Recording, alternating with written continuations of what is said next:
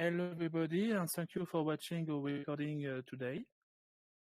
Today we are going to speak about the Azerbaijan and the Armenian conflict, and more specifically about what Russia's role is in this conflict, what they have done in the area before and what they are doing now, and maybe we are going to try to anticipate what they are going to do next. If they are going to do next something there. This area, but I think they are.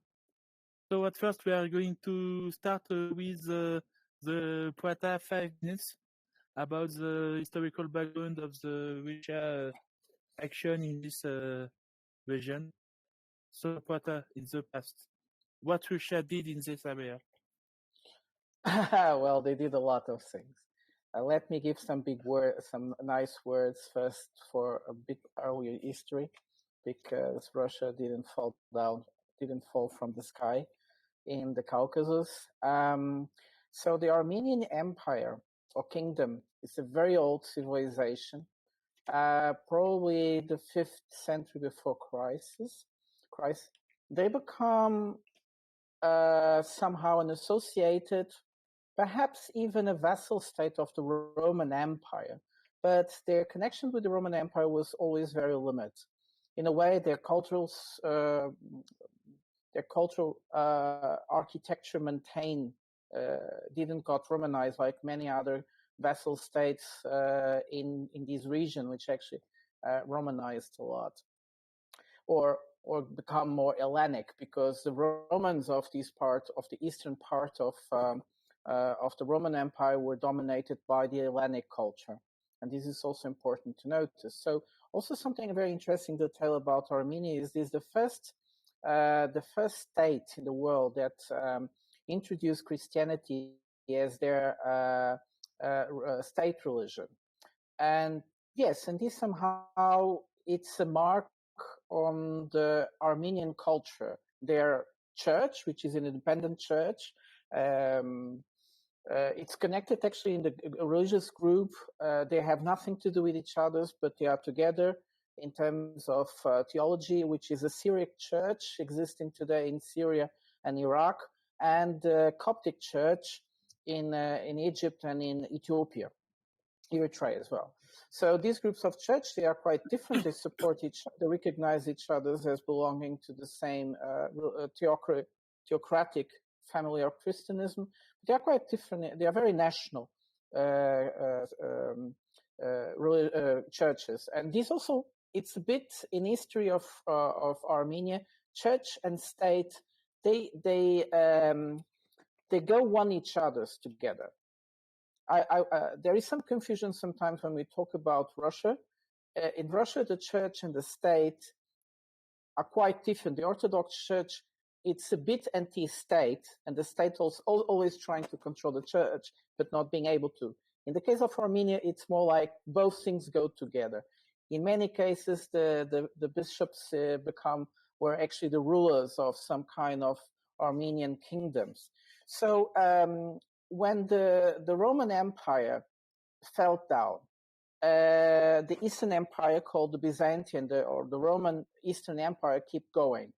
But as the Arabs, or later the Turks, Muslimized Turks, invaded the Anatolia, what is today Turkey, a new interest, and there were the Crusades, a new Armenian kingdom was born in the western part of Turkey, and lasted for a long time. It helped more or less or block the attacks of the Turks from the north, and it actually allowed the Latin kingdom in Jerusalem to survive for a long time. It's also interesting to say this because when Israel was created, 30% of the population of Palestine were Armenians.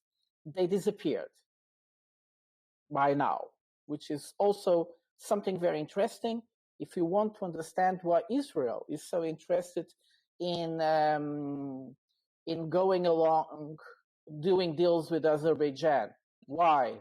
Well, perhaps we have to go to the Armenian neighborhoods in Jerusalem, the most important real estate in the city.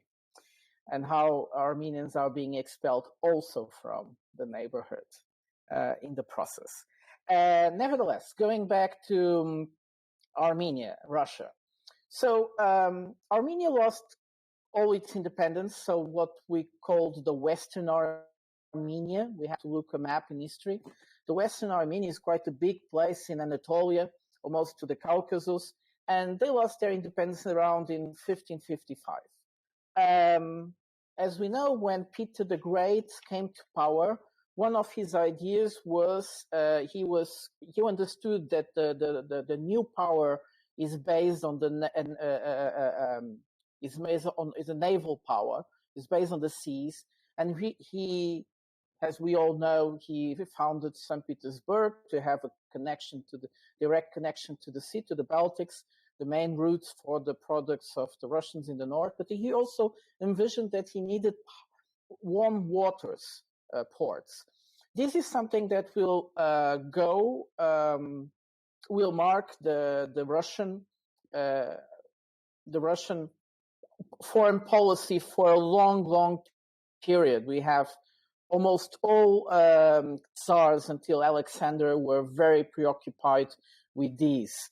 So we have Ekaterina II trying to conquest Crimea and so on, and even all those areas there where we have now the war in Ukraine. They were actually mostly conquests during the time of Ekaterina the Second, or Catherine the Great, as we call it in the West.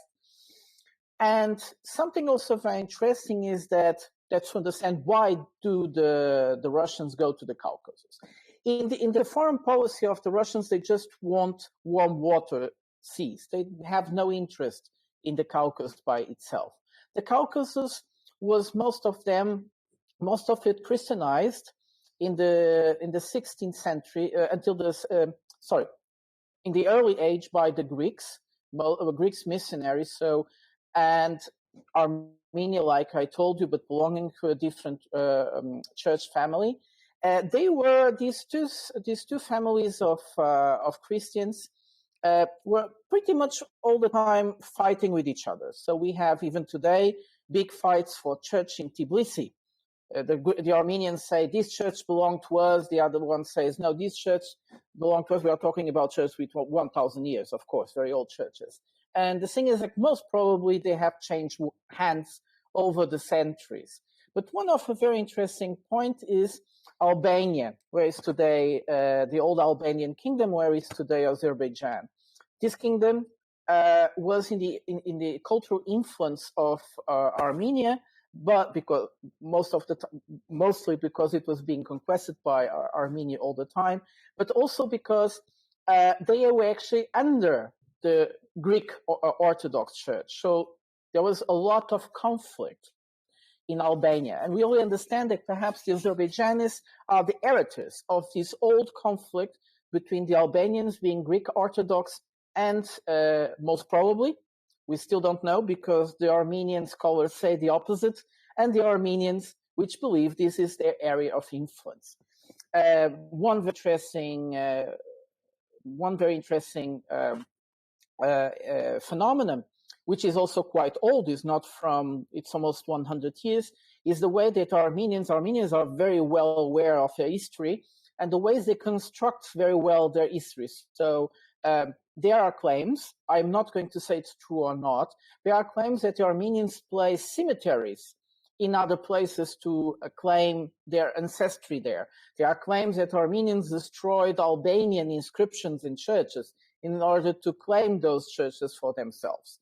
Well, there's all kinds of things, but the Armenians also say the Azeris do that in order to claim, for instance, a kind of ancestry belonging of Karabakh.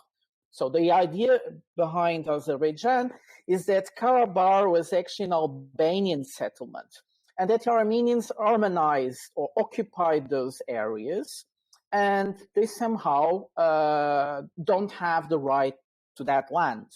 So it's interesting because the Albanians were actually a typical Caucasian people where they had a Caucasian language. The Azeris are a Turkic, Shia, Muslim people, but somehow it's true. The Albanians and the Azeris actually integrated with each other. So why does Russia go to the Caucasus? The thing is that as the Caucasus after the 1600s is divided between the Persian, it's completely divided between the Persian and the Ottoman Empire. And in this process, many Armenians, but mostly Georgians, fly to Russia to get help or to get refugee. And especially the Georgians were very successful within the Russian society. In the court of Catherine the Great, there was a lot of Georgians working as generals and so on. They participated in all these campaigns. They are very important generals that participate in the campaign of conquesting what later is going to call the Novorossiya, to the Nogais, to the Crim Tartars and other Turkic peoples there. And these generals really want to convince Katerina to go and cross the mountains but this is very difficult. This is very difficult to do because the mountains of the Caucasus are most impregnated. And the southern corridor was habitated by very strong, robust Muslim kingdoms, the Circassians, very difficult to dominate. The Russians did manage to enter Abkhazia, but this is a very problematic area. Abkhazia, when they come into Abkhazia, they are confronted with a very complex ethnic situation, which is very, very unstable. And they want to go, and through these Georgian elite pressure, they want to go to the center where Tbilisi is, where the last really independent kingdoms of Georgians still exist. And for that, they will have a surprise. The Ossetians, finding themselves a Christian people in the mountains on the northern part of the Caucasian mountains, they find themselves threatened by Islam. So if we take in attention, like for instance, Chechnya was just converted to Islam in the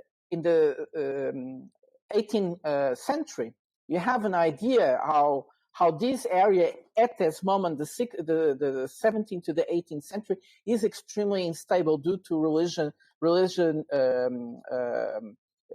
fights. And they go to St. Petersburg, the Ossetians, and ask for protection. They join, but the thing that really interested the Russians was not the Ossetians by itself, living in the very high mountains, just able to survive because they live in such high mountains, and 6 months on the year nobody can achieve it. It's because the Russian discovers that the Ossetians control the corridor that allows you to go through the Caucasus. It's a very, very straight corridor, and the Russians built the so-called Georgian highway through that corridor, were able to get to Tbilisi. So most of the connections between Russia and the Caucasus will cross this corridor, and that goes to just like little valleys through the mountains and little rivers. It's a very difficult one, and they just can't do that with the Ossetians. When they arrive to the other side, they deal with the Armenians first as well. The situation is very confused, but the Armenians are very, let's say, like the Georgians are a conflictual people in the sense the Russians have the feeling they can trust them. Well, they make an alliance with them, but the nobility is always changing their movements. Actually, the Georgian nobility is going to be overturned because they were just going to betray the Russians and make an alliance with the Persians again. So this is as simple. But the Armenians are different. The Armenians really give loyalty to the Russians. And in many cases, the Russians are going even to protect the Armenians against the Georgians in many situations, recognizing their authority in places where actually they are a minority, but because they can't deal with these people. They are people of commerce. They are people of ingenuity. And this is also the big problem, actually. The Georgians have many things against the Russians' culture, but they forget they were ruled not by Russians. They were being ruled by Georgian nobility in Russia for a long time. And this Georgian nobility, they had no patience for the little intrigues of the Georgian society. So sometimes they were very violent. They wanted to bring modernity, to build rails. They wanted to build schools, and that was going too slow because it was their proud as being Georgians. They wanted to incentivize, and it was easy to deal with the Armenians. They accepted that as natural and everything else. So this is the history of the Russians in Armenia.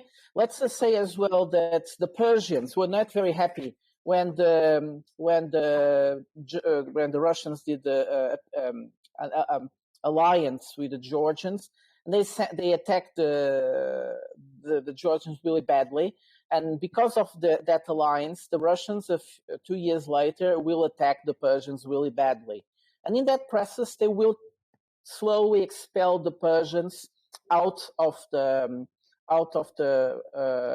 Caucasus. So that's how Azerbaijan somehow got, but also with the influence of the Armenians, because this area has a lot of Armenian communities. And this is how the Russians will expel, one step by another, the Persians out of the Caucasus. On the other side, we have the wars with Turkey. And in the wars with Turkey, especially the Treaty of Stefano in 78, I presume. I hope I'm not saying any mistake here. The Russians are going to be considered the protectors of the Christian populations in the Ottoman Empire. And by being considered the protectors of the Christians, they will start imposing, like for instance, the end of the taxes on the Christians. In the Islamic world, Christians, because they are Christians or Jews, they are people of the book, they could live in peace with everybody, but they would have to pay an extra tax. And this is one of the things that the Russians will oblige the Turks, the Ottomans, to end. And on the other side, whenever the Turks get too aggressive towards Christians, the Russians have the right to come and invade. So that's how countries like Romania, Bulgaria, and later Serbia got independence. But also the Armenians. The Europeans, though, the big powers of those times, they were more interested on taking a little bit of the Balkans, more than interests about Armenia. But nevertheless, after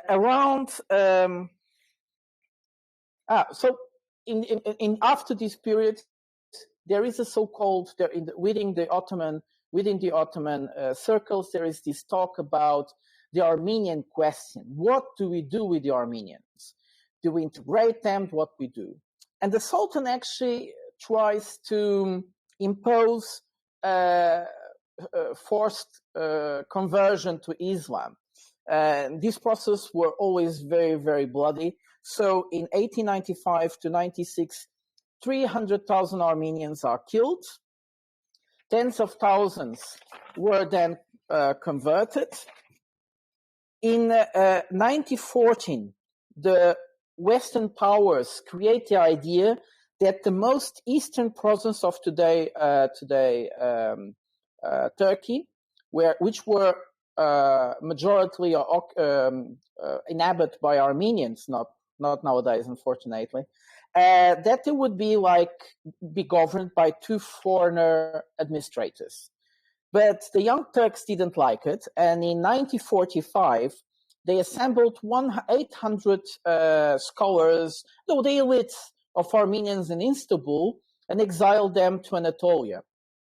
The thing is very interesting is because they didn't care about the 300 Armenians killed just a few years later, but the high the high class of Armenians in Istanbul, that was a no-go.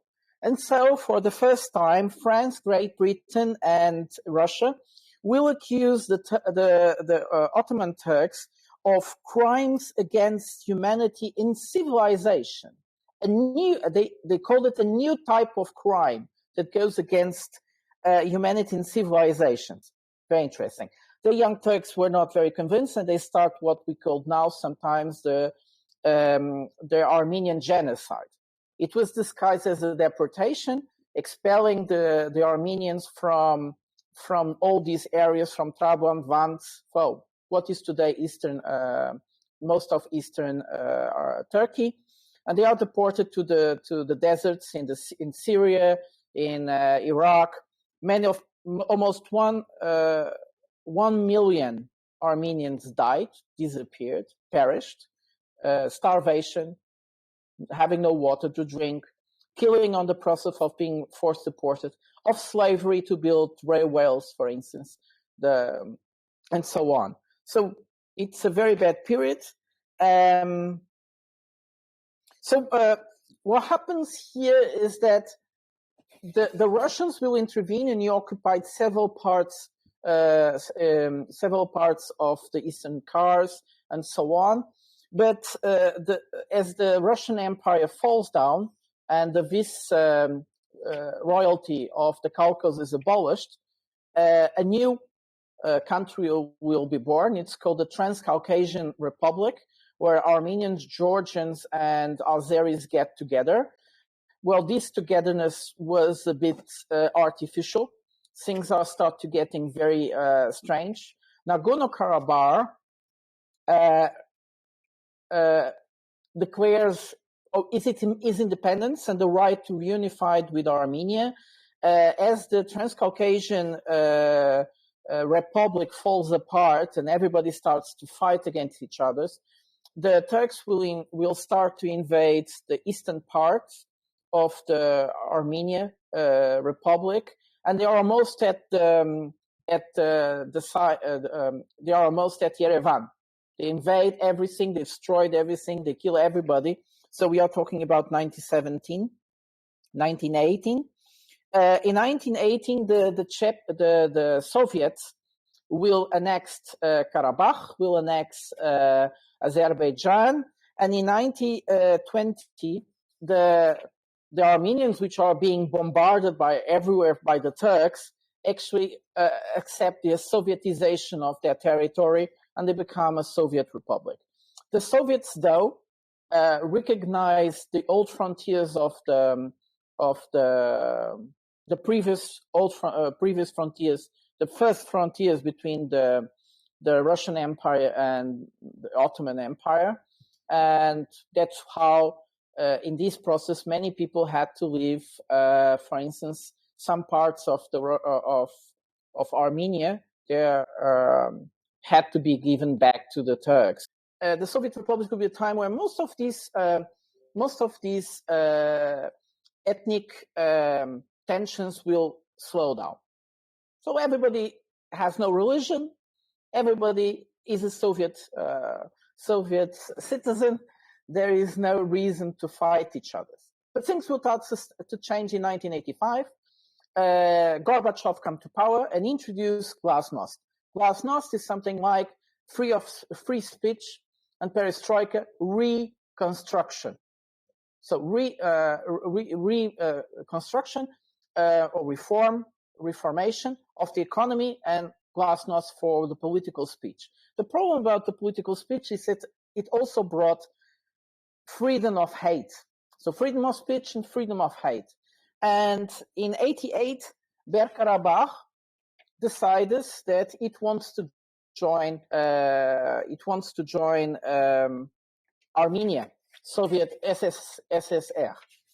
The Armenian SSR if I'm not sorry, I have to go to see my dates. Otherwise, I'm going to say wrong numbers. I think it was 89. Yes, 89. The Armenians decided that the Karabakh has the right to make a referendum to join to join Armenia. The Azerbaijanis will get really pissed off, and several pogroms will happen this is in 1990. Several pogroms will happen in several cities in Azerbaijan. And in 1990, there will be that horrible pogrom. Well, 200 people died, but nevertheless, it was organized. The program, and so what happened after this is a long story, a very complicated story of going and return between Armenian and Azerbaijan. In 91, there is a referendum, and in the beginning of 91, there is a referendum for the independence of the Soviet countries. Armenia doesn't want to take part, but declares its independence. Azerbaijan refused to get independent and stay within the Soviet Union. But what happened is that in this period, there is kinds of militias organizing everywhere in Karabakh, in Azerbaijan, and they start attacking each other. And stupidly, Gorbachev accepts to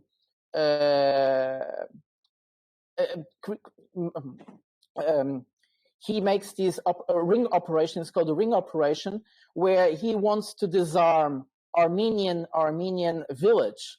But when the Soviet Union army, together with these Azeri militias, go to this village, they don't go to disarm them. They are actually expelling the Armenian population of this village. This become a scandal within the Russian society. Gorbachev had to step down from that operation. But nevertheless, this just inflamed the situation even more. So everybody started to get weapons. They didn't know how. So there was a black market to get weapons. And this is where Turkey always steps in. So in going and returning, the capital of Karabakh is under siege. There is an attempt to mediate the conflict between the Russia, Kazakhstan, and these people were traveling in helicopters, and even they were shot down. They killed the mediators. So things went completely crazy. Well, these are the 90s, completely out of hand. And when these both countries, well, in 25 of December of 91, Gorbachev demits himself. 26th of December, almost all countries are still within the Soviet Union also declare its independence, and in 31 of December 1991, the Soviet Union officially ceased to exist. In this period, a very short period, 2 years, both Armenia and Azerbaijan rearmed themselves like crazy. The situation in Karabakh is unsustainable in terms of human rights, in terms of it's a catastrophe.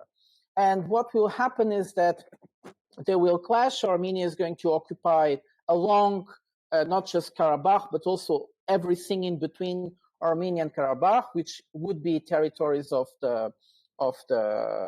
Azeria. Around 300,000 Azeris are going to be expelled from Armenian enclaves, some Azeri enclaves in Armenia. Armenians are going to be expelled from several parts of Azerbaijan, including that autonomous republic, which I always forget the name, Nagorno-Karabakh. It's to the south. Sorry. Can you see that to the south of Armenia? It's an enclave of Azerbaijan. Sorry, I really have difficulty.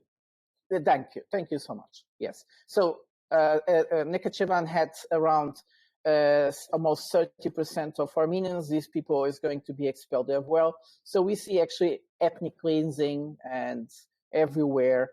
But things get down for a while. In 1994, they finally make a kind of a ceasefire. There was always around the time little wars in the frontier. Things were very complicated. And I think this is a story about the Soviet Union didn't really cease to exist like many people think. The community of independent states still emerged from that. And what is interesting is that Armenia is going to enter the community of independent states, but Azerbaijan is not. And the reason for that is that Armenia understood that if they were within the community of independent states, they were protected by the so-called common security. And so actually the old Soviet army exstationated in the capital of Nagorno-Karabakh for some years, playing around as peacekeepers. The thing is that when the ceasefire came, the Western powers wanted to send the NATO contingents together with Russia to maintain peace.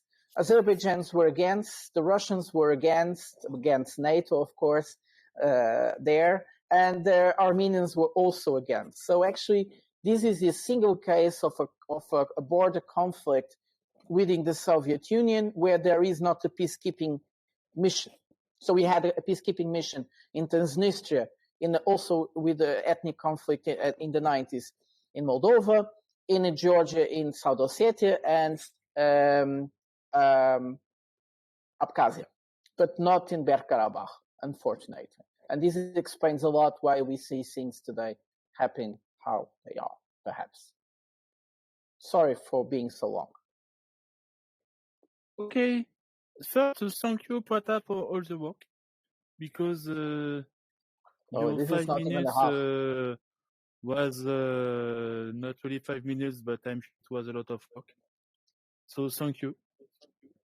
It was a lot of work. And I learned a lot of things, especially about the religious topics, because I was really sure that Armenians were Orthodox, and they are not. They are other kind of Christian. That's something Oriental Orthodox, they are called. They are called Oriental Orthodox, and the other ones are Greek Orthodox. Okay, officially, Russia. Huh? Russia is Greek Orthodox. Greek Orthodox. They are the same kind of Orthodox. Mm-hmm. And with Ukraine, there is a lot more different kind of Orthodox. No, they are also Greek. Yes, but they are Ukrainian Greek Orthodox. Okay, that's another topic for another time. And I learned a lot of things. Thank you, Prata. So I'm going to ask everyone what they think about the presentation that Prata did. First, Meddy, you are first on my screen, so it's your turn. Thank you, and thanks for this panel. It's great. I want to tell you something. Prata does roll, but when Prata rolls with something with a lot of information, it's well worth it listening to. So you could have went on another 5-10 minutes, and I was still engaged in what you were saying. This is what we should do every time: is start with a history of an area and move forward, because I think that was a great presentation, Prata. You put a lot of work into it. Just because there was a lot of information, I think that a lot of people would see. My wife is third generation Armenian, and it was kind of funny. She third from Armenia, third generation Armenian American, and I put in chat, they have this huge, and it's enormous, and it's lacquered now, but huge steam trunk from when they were forced out of what is now Turkey to the United States. And a lot of people don't know her last name had a connotation with it when they came over. So a lot of Armenians actually changed their names when they got here. So many Armenian families do not really know what branch of the family are, because they're all called, I ain't going to say the name out, but it's very common to have it. And it's the reason why it's very common to have that name. It's because of what it meant in their culture at the time of status. It was a family of status that everybody wound up becoming part of. But that was excellent. As to if you go back to the Crimean War, 1850, the 1850s. I mean, this has been going on since then, and Prata brought it all the way back to Peter the Great, which I thought was great because that's the founder of the Russian Navy. He went and learned how to build ships himself on his tour, and he did want more ports.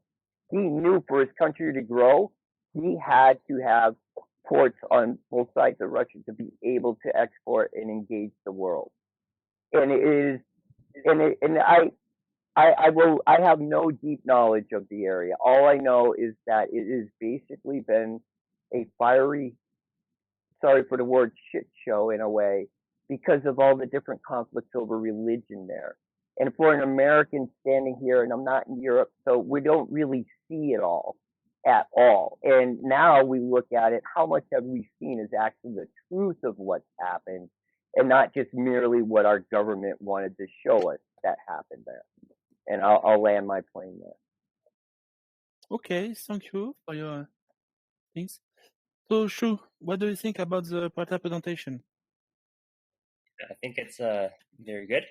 We walked through a long period of history, and I think a lot of things do make sense because the Caucasus, you look at it, it's two mountain chains, the Greater Caucasus and Lesser Caucasus.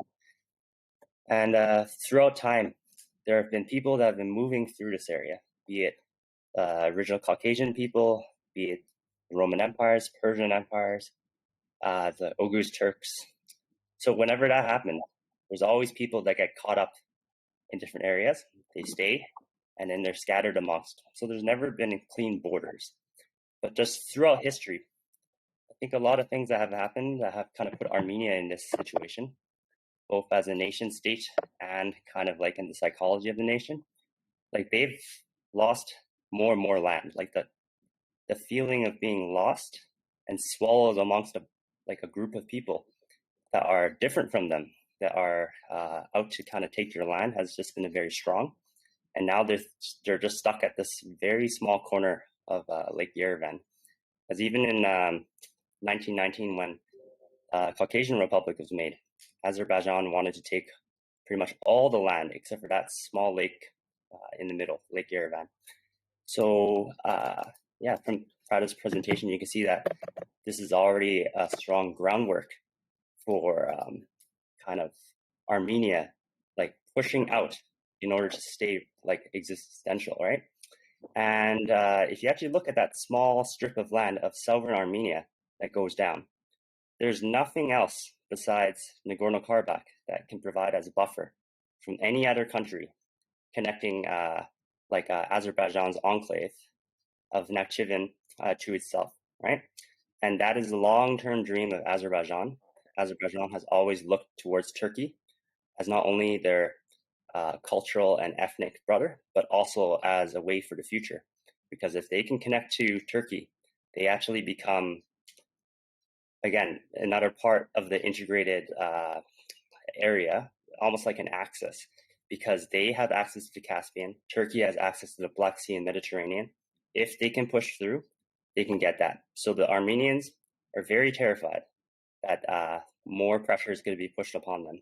And they've seen historically, time and time again, if you ever search up the map of Greater Armenia, there's actually several different versions, because one is slightly larger, another one is even bigger, another one is Tigranes the Great's very old empire. And Armenia has only gotten smaller. They've maintained their own religion, their own church, their own language, their own alphabet for many, many years. And they do want to keep existing. Their population is low, but they got to fight, and they'll try their best pulling on other powers here and there. But much like in the Balkans, this is an area that used to be ruled by the Ottomans. The Russians stepped in. The Russians kind of declined after the fall of the Soviet Union, and the alliances and allegiances are actually quite interesting at this time. So that's what I'll say for comments on Prata's history. So I would like to add something that Shujet said. We also have to understand that Armenia is Armenia, but there are many communities scattered out on the Middle East. They do see themselves as Armenian and do support Armenia. So they're from the deportations in Anatolia. You have huge communities in France, in the United States today. We have historical communities very influential in Iran, which explains also a bit the some kind alliance, informal alliance of Iran with the Armenians. Even if Azeris are Shiites, like like the Iranians, they still prefer to support Armenia somehow. Sorry. So, Kopi, what do you think of this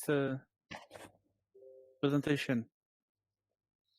Well, I am always a great fan of Prata's not exactly 5 minutes. I'm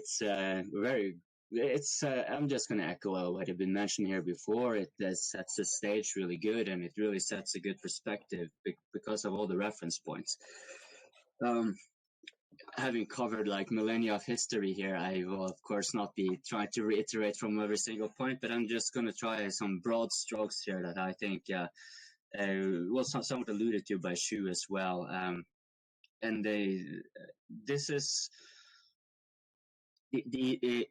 It's not so hard to understand that irredentism is a strong factor here. For those in the audience who are not familiar with what irredentism is, it is essentially trying to justify continuation from a historical basis.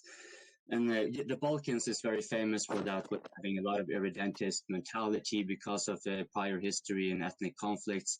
Those conflicts are long, but you have another one that is even more recent, and we can all see how very starkly contrasted this puts population, and that is the Israeli-Palestine conflict that Prata also loosely alluded to when it came to Armenians. The history there with Israel and Armenia is I'm not going to get into that one, and I'm not an expert, but I will say this though: what Prata mentioned about the Armenians and Azeris destroying archaeological and historical evidence and trying to plant cemeteries and such like that to kind of rewrite history. That was something that is something that still, like, some Israelis and some Palestinians try to do in Israel. It's sure, you can say there's a lot to it, but when you just look at that and you put it into the context of Russia. Now, what is Russia like in all of this? It's such a big player looking at two very small countries who have an irredentist dispute, a very deeply rooted irredentist dispute. And it's for Russia, this maybe will be segueing a little bit over to the second one, so I won't be talking too much, but from my perspective, it's based on much of what we've said here. For the Russians, you will be damned if you do or damned if you don't, if you are involved in this. The only thing that you will not be necessarily damned for is ensuring Armenia's existence, but that's about it. And that's pretty much what Armenia has left. Over the course of history now, the Armenians have been beaten and battered, and at this point, they're quite tiny. They don't really have a lot of defensive depth. Their political support is also very waning. They don't have a lot of, no one is supporting Armenia in this conflict. That's why it was done like that. It was really quick. The Azeris, on the other hand, they have a whole lot of both the political clout, military clout, and so forth, which is very telling. Now, for the Russians, of course, they're damned if they do, they're damned if they don't. One way or the other, they get unnecessarily involved. But when it comes to so the Russians have so much power by simply not doing anything. Notice that they are the mediators, the indisputable mediators in the conflict that are mostly appealed to by both Armenia and Azerbaijan. They are the ones who would also, if push comes to shove, be the ones who actually physically enforce something. And everyone knows it, but the Russians are not actually showing it either. What they're doing is like, no, we just want you guys to get along. We'll gladly facilitate mediation. We will place these peacekeepers here, but not really do anything. some of them were, as far as I understood it, were killed of the Russian peacekeepers, but the Russians haven't made any fuss about it. No comments, as far as I picked up, at least. I just want to ask something about this point. When there is an officer, a Russian army officers, I think it was Navy, who was in charge of the whole peacekeeping force. And he has been killed by mistake by an Azerbaijani military. And immediately the Azerbaijan president called Putin on the phone to say he was sorry, basically. And to present himself, his personal excuse, and that he was sorry for the family and so on. Which actually confirms what Coping was just saying, which is amazing. They don't need to do much, and they already going to call Putin. But I would add that the perspective of Coping is very very clarifying. But I would add a little point, which is the Pashinyan, the prime minister of Armenia, his personality, his double gaming. It plays a lot why Russia is also playing these games. So the Armenians are being punished by everybody because of these men as well. Otherwise, I think they would be more assertive. I don't know. It's my suspicion. We are going to speak about it just in a bit of time. First, I want to hear everybody at this one time. So, Makadi. So yes, first of all, obviously, Prata, awesome job. Like, I learned a lot. Like, all the information you provided, I don't think 99% of the planet actually knows all that. Sometimes even people of their own country usually don't even know some of this history, which usually surprises me a lot sometimes. The one thing I want to point out that's actually very curious is that the last time they had a conflict of this sort, the conflict also ended with Russians getting killed. Do you guys remember that? Like, Russians got killed. Azeris called the Russians, apologized for it. But that last time it was a helicopter that got shot down. Oh, that's the mediators I was talking about, yes. Yep. And then now Russians get killed, and the Azeris called the Russians, and they also agreed to pay them money. But I always have to, like, when I think about Armenia, I somehow have to separate myself from from Nikol Pashinyan, because that guy is an idiot, and I have to remind myself how great, like, Armenian people are. Like, I've read their history as much as I can. As a matter of fact, most of their history I got introduced to it by reading it was Isaac Deutscher's book about Stalin, and talks about how Stalin moves between Baku and Armenia, goes to Georgia and all that. But I mean, I don't know what the Armenians could have done in this particular conflict, because I don't think right now they're a nation that can actually even muster themselves together to defend themselves against the Azeris. And it's also a very it's also very bad timing for them, because the West needs Azerbaijan because of resources, and so, like, yeah, they're in a bad situation. Hopefully this is the last we'll ever hear of this sort of a conflict. But as I don't know who pointed it out, I think it's Coping who pointed out that the Azeris want to, they want to get closer with the Turkish and have, I think it's Shu who said that they need that corridor. So I don't think we have had the last of these two countries conflicting. But yeah. No. So the question I want to ask you now is, what do you think Russia is going to do now this conflict? I'm not going to call it a war, because it's now basically over, and there is no battle on the ground, because the militia in the Karabakh area has surrendered to the Azerbaijani force. So what do you think Russia is going to do? Nothing? Or are they going to send more skippers to support Armenia, to support Azerbaijan, to try to counteract the influence of Turkey or even in the area? I don't know.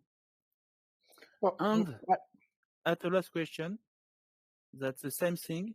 Do you think what's happening in Ukraine has an influence for this conflict? Basically, did Azerbaijan try these things because Russia was busy somewhere else? Well, my answer will start by the last one, of course. The conflict, the war, the second Karabakh war in 2020 is a prelude of the Ukrainian war, like also the riots in Kazakhstan at the same period. This is everything connected. By opportunists, you see, the conflict in the world is already enlarging with the pandemic, and the little powers all over the world are creating opportunities for solve conflicts they have. So Turkey and Azerbaijan, of course, understood the moment. This is the perfect moment, probably also with some hand of NATO, which would explain why countries like France or the United States, they have a very strong Armenian community, didn't care about it most of the time. And when they cared, it was because the Russians were sending peacekeeping forces for Karabakh, which is amazing. So they are against the deal. And I also think that Nicole Pechoan is pretty much to blame for what happened. So what we see now, for instance, is that Armenia as a country disappeared as a political force in solving the Nagorno-Karabakh problem. And the Armenians now have to solve a problem. Do they keep him or they throw him away so that the new one that is coming will be able to go back to present himself also as a negotiation force? So what we see now is just the autonomous political force of Karabakh. The Russians and the Azerians are the ones negotiating what is the future of Nagorno-Karabakh. I must say I'm very surprised when people talk about international law that recognize the international integrity of Azerbaijan, but historically, Karabakh was never really included into Azerbaijan for many political reasons. It declared its independence before Azerbaijan declared its independence. It declared its independence after the end of the Russian Empire, before Azerbaijan even got any kind of political consciousness. It declared its independence from the Soviet Union, or a right to its autonomy, before the insurgency of the Azerbaijan nationalism. Actually, it's the Azerbaijan nationalism because of Nagorno-Karabakh declaration that they want to join Armenia. And in saying this, there is not really much to say about Azerbaijan. It's a pity we couldn't talk about the appearance of the Azerbaijanis and the Azerbaijan people in this area, because they also have an history. In my presentation, the Azerbaijanis almost didn't existed, or were there. No, they also have their history, they also have their agency, but we don't have time for everything. So, Shu, what do you think? Yeah, I think definitely the global situation played into the start of this conflict. You already can see different powers courting, the Azeris, the Armenians. You had the Americans with Nancy Pelosi flying to Azerbaijan a few months ago. I think the main thing about this is that if you look at Armenia is actually boxed in on all four sides, right? You have Azerbaijan, and you have Azeris in Iran, then you have the Turks, and you have the Georgians, who are not too pro-Russian at this time. Armenia literally does not have any option but to stay with Russia. And regardless of what government it is, they're going to be kind of like a foothold for Russia in the Caucasus. So, like, from my perspective, I think, just as Koping and Prata have said, Russia doesn't need to do much, right? They can send peacekeepers, but it's not going to be the reaction force that the CSTO had, that they sent to Kazakhstan to prevent the civil unrest. They can send peacekeepers to stand there and just show their presence, and then they become relevant. But the thing is, like, are these peacekeepers going to be able to prevent conflict? The ball's really in Azerbaijan's hands. Armenia has progressively become more and more disorganized, both politically and with their military. They've almost lost all their coordination. And even with this conflict right now, you can see that the civilian population, a lot of them are not trusting, like, both either the peacekeepers or the Armenian state to protect their livelihoods, and people are moving. So I think this conflict is going to continue on. Azerbaijan will keep tiptoeing towards taking their objective, but they won't go too hard, because if they cause too much trouble, they get the international spotlight. And then the destruction of Armenia, if there's any kind of sense that that may happen, will be viewed very negatively, even amongst Western countries, in France, in the United States, places where there are large Armenian communities. But until then, I think it'll just keep simmering on, and Armenia will try, and Russia will kind of, they'll give their verbal support, they'll give their peacekeepers, but until, like, they actually breach the official borders of Armenia, they actually legally don't need to do anything, per se. So that's my thought. Koping, what do you think?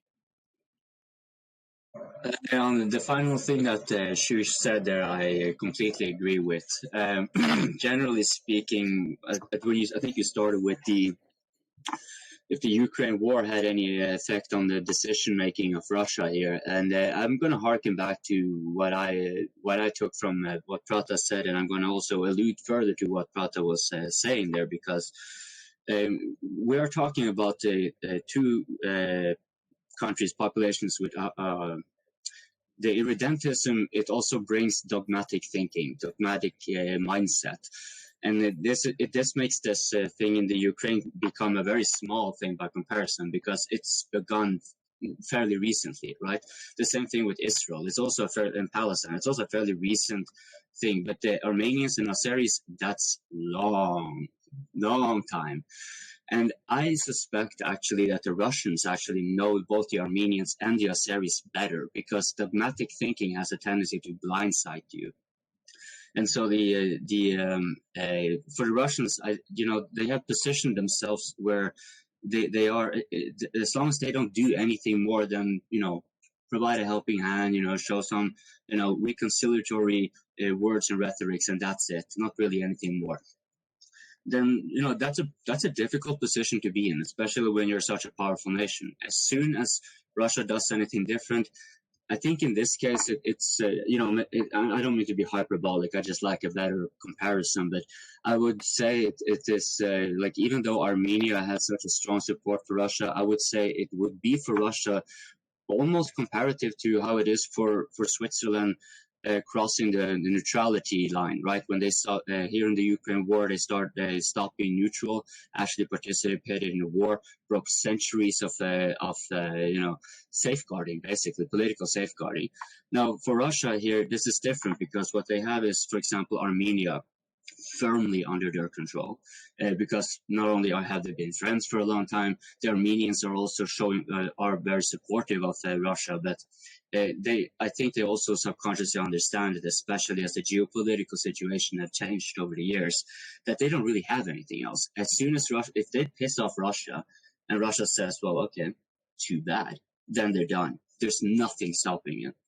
So Russia doesn't have to do anything with Armenia in that regard. They just have to, like Shu said, make sure that Armenia is never threatened, because you can, by having Armenia there, Russia would still have influence. And as far as I know, the Azeris and Russia have fairly good relations as well, all things considered. So they have no reasons to bark up that tree as well. The outlier here, and this was also alluded to in the Prata's how many minutes, was that Georgia is the country where there's been a whole lot more disputes with Russia specifically than Azeris and the Armenians. And that is why I am pretty sure the Russians in many ways, they know actually the Armenians and the Azeris better, because they have always had, for a very long time, had the exception Soviet Union and stuff like that. They've generally been analyzing them from the outside as, how do I play this, in a very for their own self-interest, not blindsided by dogmatism, unlike the Armenians and Azeris, which probably have been to a large extent. So, yeah, I'm not going to hark it any more time. So, Meddy, you seem to be wanting to say something. I wanted to go at it as a more probably simplistic military look at it. And if you pull out, take 1,000 miles view and pull out of it, we're talking about Armenia as it exists right now in today's world. What is the world going to look like if Russia wins, which they will, in Ukraine? It's going to be a completely different dynamic in that area. I mean, let's face it, Armenia always ran to Russia to get its protection. They've turned their back somewhat idiotically on Russia, but Russia knows this is a game NATO's playing on their flank, trying to disrupt operations that are going on. The best response from Russia is to ignore it. Just not military act in any way. Don't get itself bogged down in something on its flank when it's fighting a war on another border. Oh, sorry, mate, but if I may just point out one thing, there was just one thing I forgot to mention there, that because it is the strategy of non-committance that the Russians are having, and what you're pointing out there, I want you to continue on it, but I just want to say that this is one other reason why I think they are going for the strategy of non-committance, is because as soon as NATO does something, it's going to look bad on them, not on Russia. Right. Yeah, please continue. Right, and you hit the nail on the head, because they put it now in NATO's lap in a way. Okay, you want to keep playing around. Well, we're not going to bite. So what more are you going to try to do to get us involved on another flank in a war? To me, if you play it out, to me, if you look at it as the world exists today with NATO's influence, and then pre-Ukraine, and let's talk post-Ukraine. What does that world look like in that area, and what kind of influence will Russia have then? And then let's see who really is in control of Armenia, and who, going back to the more not theoretical, but the more cultural stuff that's being talked about. I'm just going to stay on this military level, because you guys are much brighter than I am on that. You know the area much better, so all I can offer is this. And I think that in the long run, we will see that Russia will have just, made a decision not to bite on NATO's game. Let them move around, do their thing, do whatever they're going to do, and make themselves look more to the world like the idiots they are. And then when Russia wins in Ukraine, then we'll talk about Armenia. Their stance will be so much better anyway. I think that's my opinion. So, Voz, do you want to add something to all of that? I just want to say thank you guys for your view on that matter. The only thing I don't know anything about Armenia. Nothing at all. Nothing at all. I knew they were part of Soviet Union. That's it. About Azerbaijan, the only thing I know about Azerbaijan is, like most of Angolan students that were sent to Soviet Union, they were straight to Azerbaijan. Like both Angolan president that studied in Soviet Union, they studied in Azerbaijan. That's all I know about this country. And I really can't say much apart from the things. I've been watching on BBC, Sky News and stuff, and you know how I feel about Sky News and BBC, so I can't really say much about these countries. But I've got Prata, I've got Coping, I've got Shu, Meddy, and Makadi for sure. I'm gonna learn a lot tonight. So that's Okay. all I gotta say. I love it how you just came by and Makadi. did a promotional plug like I do on the open mic, except you did it on the VC recording. So, Makadi, what is your position? Guys, just before, guys, I wasn't laughing at you. I heard the sirens going, and I'm looking out my window, and I realize American sirens do not sound anything like those sirens that were going on. And why am I looking out my window? So yeah, I do believe that this is obviously connected very much to what's happening in Ukraine.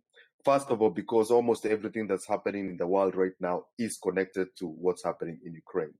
Even the things that are happening in Africa, it's the weakness of the West due to this invasion of Ukraine that's causing all these countries to right now have an independent voice for the first time. So it definitely has something to do with the war in Ukraine. Now, I think it's also important to actually realize what we're talking about when you're talking about Armenia and Azerbaijan. Armenia has like 2 million people. That's a very low population. Like, holy cow. I saw on this one Russian channel, they were saying there are more Armenians in Russia than there are in Armenia itself. Probably. Didn't look it up. Yeah, I didn't look it up to see, but they sounded very convincing. And then Azerbaijan has 10 million. These ex-Soviet states always surprise me by their low population. When you look at them on the map, you're like, oh, you're thinking 30 million. Nope, those guys have like 2 million. So the importance of Armenia to Russia is not as... They need to exist. They need to be there, and I hope they do, and I hope they don't run into what happened, with them with the Turks back in the day. But nobody really needs them, and so they have to really play this game of geopolitics very skillfully, more than almost any other nation in the area would actually do. Because if they had oil, the West would love them, but. And then the other thing about it too is when I look at nations, I usually look at the official president and their official position, but I don't look at that president only. I look at who their mouthpiece is, right? I don't care. Zelensky will say one thing or another. That's good. That's official. But it is those loudmouthed racists who actually speak for the state. And every country has a person who unofficially speaks for the state, but not really recognized. So in the case of Russia, it's the RT director, Simonyan. I think her name is Margarita Simonyan. If you go and read what she said about Armenia, that right there is the position of the Russian state. Putin will say, hey, Armenia recognizes Nagorno-Karabakh as part of Azerbaijan. What do you want us to do? That's officially stated. Everybody knows that. But then you listen to Margarita Simonyan talking about Armenia. She goes off on Nicole Pashinyan and says how irresponsible they are, blah, blah, blah. That right there is how Russians actually feel about Armenia. So, yeah. He's actually Armenian, the director of RT. Simonyan? Yes, she is. Yes, she is. Don't you think the president of Armenia is gonna blame Vladimir Putin for that? It's not the president; it's the prime minister. He already did. He already is. He already did, and he said that the people of Nagorno-Karabakh are the responsibility of Russia now. I'm like, what the hell is that? Yes. But I wanted to pick up something very interesting that Makadi just said, which is true. The economical potential of Armenia is very low.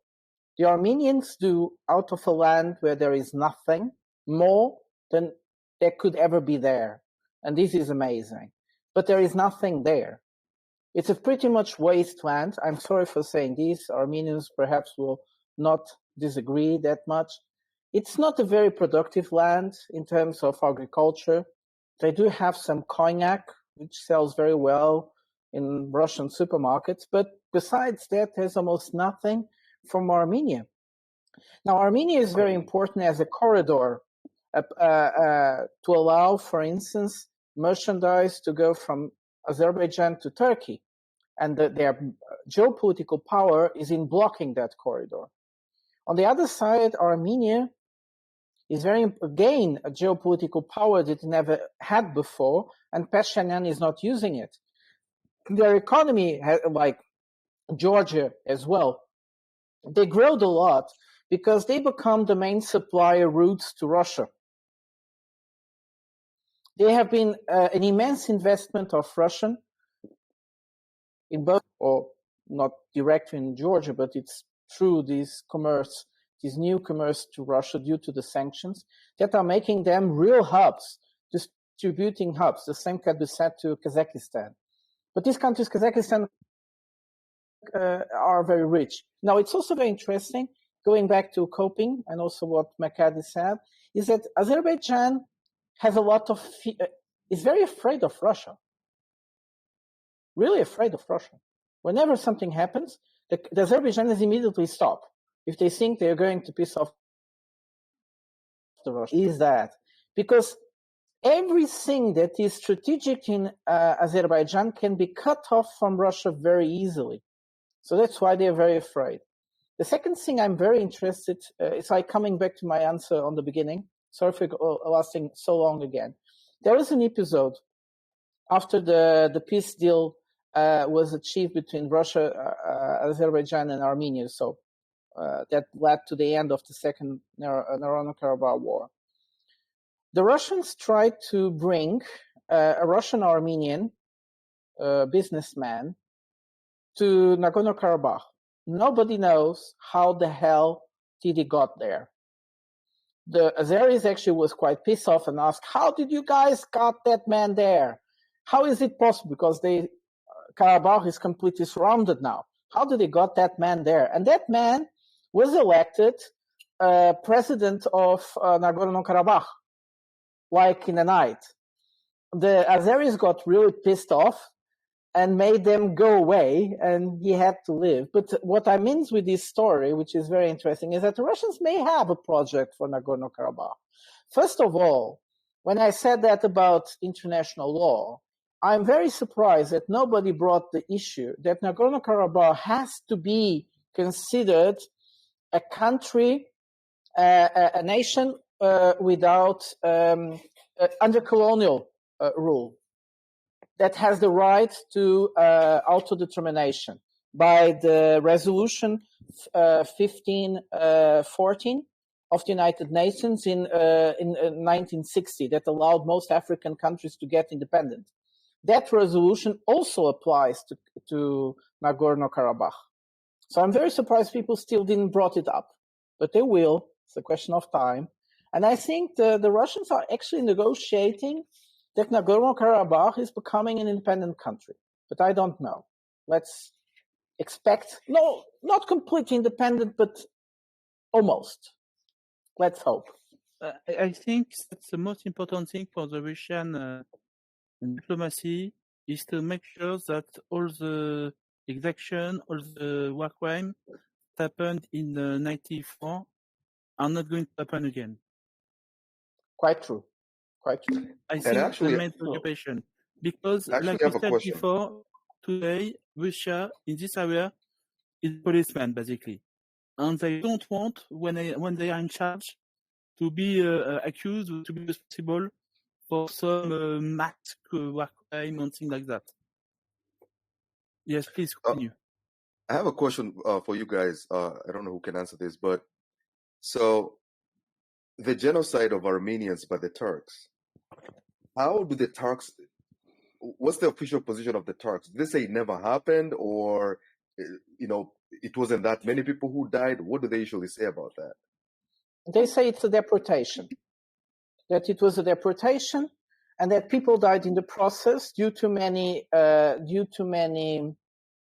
factors that they couldn't control.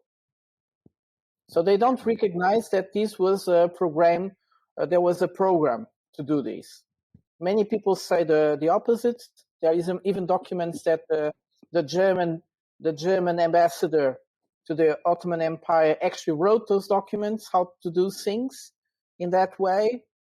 So it's amazing. I have actually come across the opposite, where during the war, the First World War, this was a very influential field marshal. It was also in the Western Front. I forgot his name, but he actually reported back to the German High Command, appalled by because the deportation was, yes, it was indeed just merely deportation, if you like. There was more to it. There was certainly a lot more to make certain that the deportation went in the direction it went, where you would probably die anyway. So, call it what you want.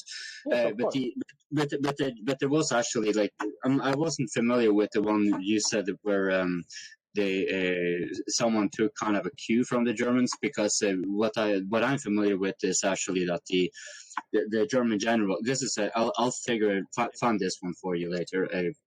We get it on a link in the description. But he was quite appalled by what he saw the policy that the Ottomans had in the deportation process, because he also understood the implication thereof. And he also saw the violence that was employed in order to kind of get them moving, as well as I'm not sure if I'm going off memory here, so don't quote me, but if I'm not mistaken, he also became aware of the one of the cities in Armenia that the Ottomans had they had demanded all the men to submit their weapons and get out, and they had rejected.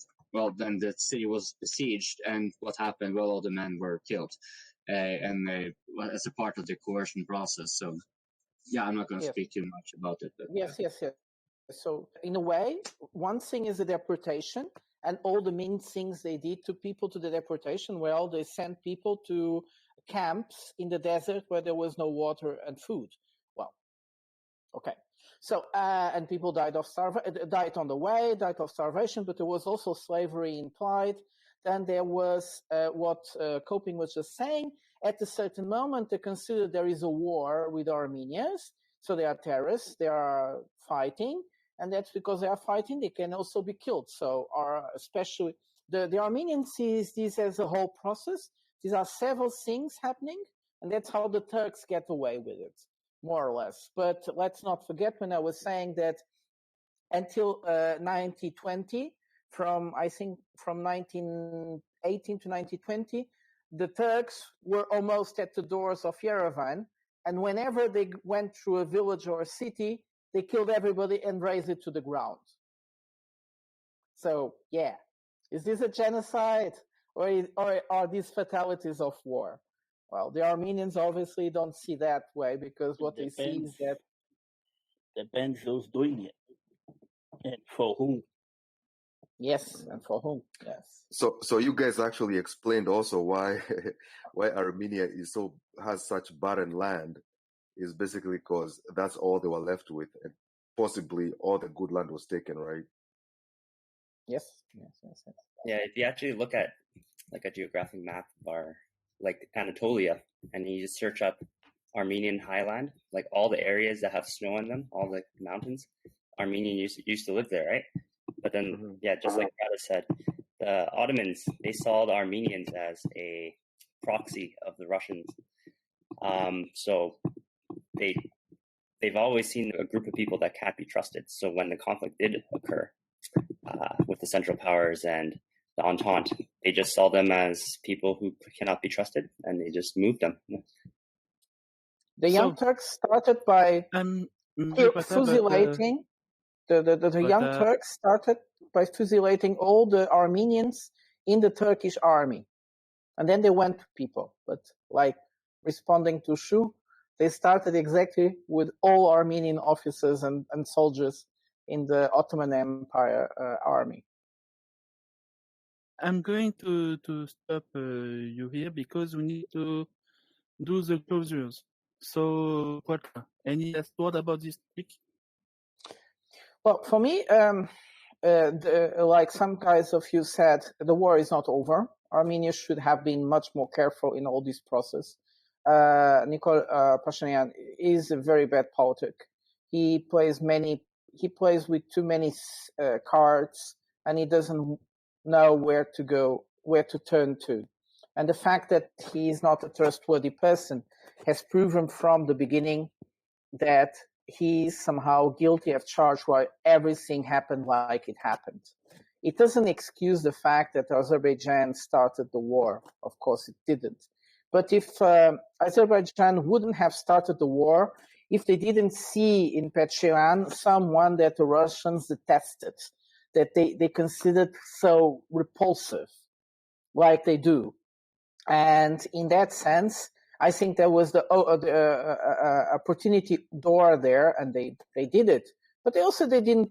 I can't imagine Azerbaijan doing something like this, and this is something history will have to discover and write it later, doing this without the support of NATO as well. Well, Turkey is a member of NATO, so somehow they supported, and also Israel, like as we know, supported by the US. There was one of the big supporters of Azerbaijan. Let's also not forget that Azerbaijan conducted an attack to Iran from their lands. But obviously, we know that it was Israel doing it. And so, in a way, I don't think this is over. The Middle East is changing a lot, so things are very confusing. And even if the Azeris understood this was the moment to solve somehow, but they are mistaken. This is not solved. This was the moment to solve the problem of Nagorno-Karabakh in terms of their intellectual needs, like Coping was saying, their dogmatization. This is not over because, as you said, guys, Russia, Shadowi was saying, Russia is not going to allow humanitarian catastrophe that could be called genocide in any ways. So they are going to protect Nagorno-Karabakh, even if Taiwan stays in power, which I don't believe, but even if he stays in power and starts the decoupling of Russia in a very stupid way, the Russians will force their way into Karabakh. Oh, they stay as defenders of Karabakh, and Armenia will always depend it, because Armenia are not just the inhabitants that live in Armenia. This is like the Holy Land for all Armenian communities existing everywhere in the world. They are very important. Armenia is a country that actually can't survive with their own resources. The investment from outside business people is very important. The most rich foundation in the world is a foundation called Gulbenkian in Lisbon. It's very, very rich. Their money comes from oil fields in Baku, in Azerbaijan. Almost all historic monuments in Armenia and Karabakh have been repaired with money from the foundation called Gulbenkian. But they're not the only ones. There are many, many other institutions around the world that support Armenia. So Armenia is this sacred land for all the Armenian diaspora. And yes, and so, like I was saying, it will not be allowed for them to just say, oh, that's Nagorno-Karabakh, we don't have anything to do with this. As you probably guys also have read, just to finish, the Armenian president is not willing to accept refugees from Karabakh. He's not going to allow the people from Karabakh to move to Armenia. He's really afraid of it. So, and with that, I finish. Mike. Shu, your closure? Yeah, I think keeping the people in Karabakh gives Armenia and Russia some play, because you can't make an autonomous region in Azerbaijan if you don't have people to give autonomy to. And then the second thing I just want to close with is that in some ways, the leadership of Armenia needs to be very careful. They're in a box, and if they do kind of yell at the person who's keeping the box, at least the top open, which is Russia and Putin, there suddenly might be large protests and large organized civilian kind of demonstrations to kind of depose Pashinyan and any people who kind of do not follow along with the agenda. So I think for everyone, like in the next few weeks, months, watch carefully to see if he says anything interesting, and he might be switched out to somebody who's very loyal to Russia, at least in messaging and competency in maintaining the Russian position there. So thank you. So, Makadi, your turn to make your closure. Yes, and actually, there's something I think that's very important here, which is the nature of the conflict between these two countries. I don't know whether you guys have seen some of the videos, but for such small conflicts, it's insanely cruel. Like the things like the Azeris do to those people, like if you've seen some of the videos, oh man, you'd be sick in the stomach. And it literally looks like just the way the Turks fight as well. If you see what Turks do in Syria, I'm not talking about the captured soldiers and all that, but just the local population. It's horrible. So we may look at this from a political perspective or whatever, but I think it's important to actually note that these wars are, for the sides of the conflict, they're insanely cruel. Okay. Meddy, your turn to make the closure. And after that, Voz. Well, thank you very much. I appreciate that you let me on the panel as the American. I don't know if you let me on here to make fun of or to actually want to hear your opinion from, but no, I think it's important. I because I don't know as fully as ingrained into this as you guys do, other than from like military perspective, I do think that most things like this are always, you gotta kind of give it time, because I think we're at such a point in the geopolitical world that it could all change almost in a moment, where Russia's influence now is just beyond anything that NATO can offer to any other country to start acting up. You may see them, could Russia actually drive peace in the region and just say, hey, work it out. If you guys start fighting with each other, we're going to come and stomp on you. You know what I mean? I don't know that well, but what I'm saying is I think that the world we see it as today, we may be looking at it and all have different answers after the Ukraine is finished. That's my point. Okay, Voz, something to add? Yeah, I just want to say something Makadi said about what's been going on in that area. And I saw some videos on Telegram. I think the Azerbaijan soldiers, they're acting like untouchable, And from the video I saw for the Russian peacekeepers, they were ambushed. They knew what they were doing. They want to kill them. And they said that was a mistake. No. You could see the signal of the peacekeeper. There was a sign there. Everyone could see that. And they just doing things because no one's going to touch them. And I see some video they're killing innocent people, no soldiers. They just go to the village and start firing. Someone needs to stop these people. Otherwise, this is going to be the next, Ukraine, like everyone say, Azov. Yeah, these people's going to go the same way if no one stop them. Let's not forget they kill Russia.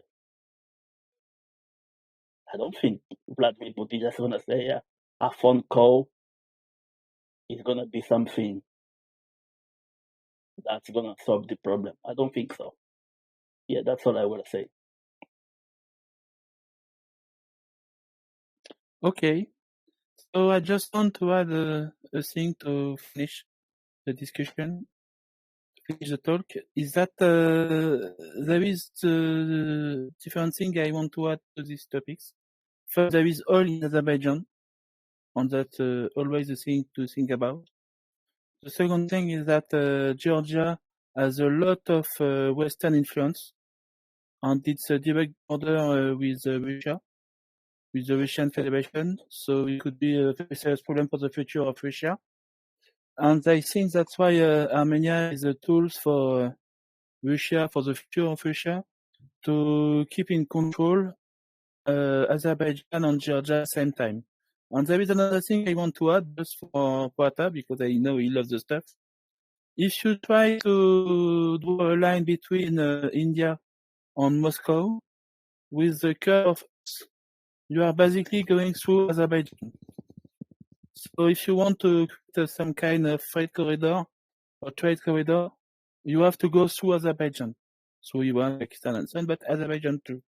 That's one thing that the Russians should consider in the future too.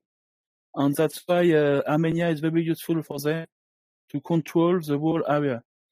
And that's why I think most of you are right, that they want to keep a close attention to everything here.